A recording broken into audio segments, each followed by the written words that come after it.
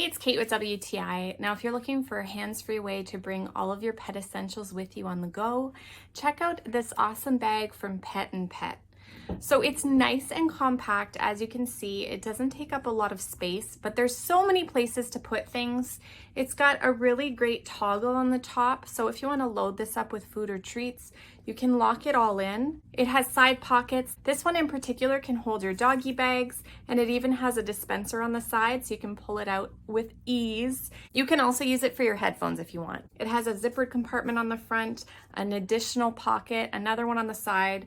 You can sling this around your waist, across your body. It has several different straps and they are all adjustable, so for however you prefer to wear it.